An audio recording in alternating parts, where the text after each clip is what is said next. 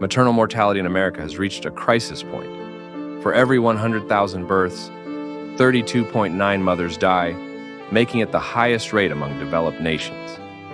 But today's story shows how even one preventable death creates ripples of tragedy that last for generations. The case of Maura Gallagher really brings those statistics home.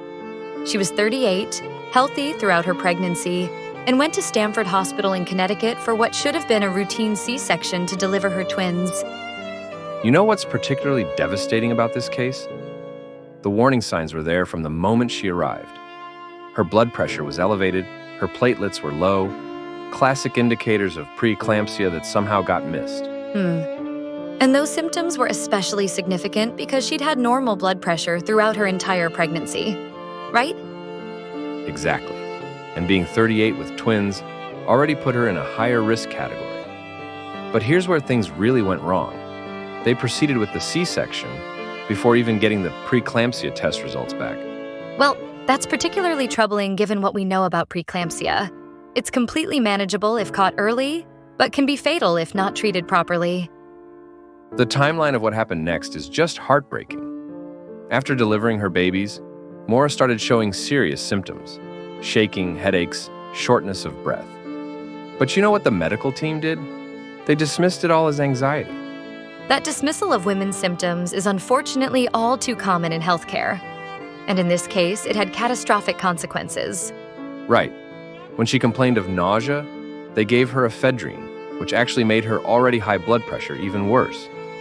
Then, they started throwing different drug combinations at her symptoms.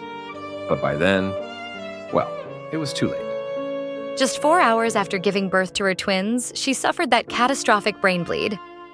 The next day, her family had to make the impossible decision to take her off life support. You know what's really striking about this case?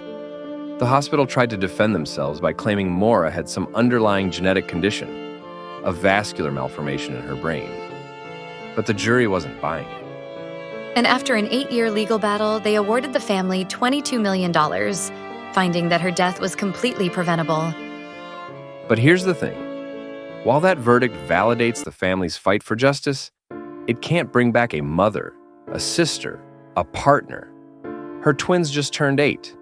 And while their father Max says they're thriving, there's this constant awareness of what they've lost. The way Max described it was so powerful. Thinking about all the moments Maura has missed and continues to miss, it really drives home the human cost behind these medical failures.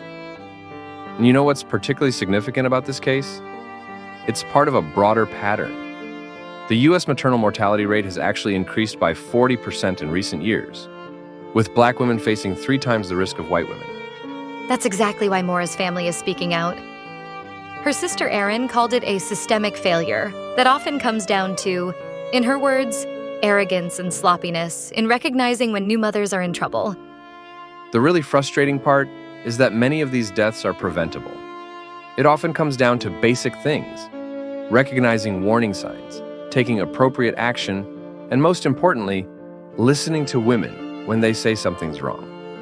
Well, the family's legal representative made an interesting point about that. He emphasized how the medical team kept treating individual symptoms without looking at the bigger picture of what was happening to their patient.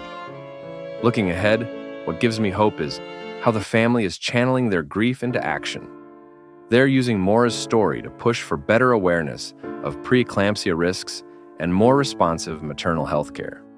That kind of advocacy can create real change. It's about building a healthcare system where warning signs aren't dismissed and where women's symptoms are taken seriously from the start. As we wrap up, I keep thinking about those twins, Thomas and Lila.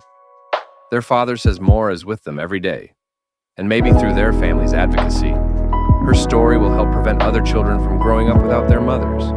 That would be the most meaningful outcome possible from such a devastating loss, turning personal tragedy into positive change that saves other mothers' lives.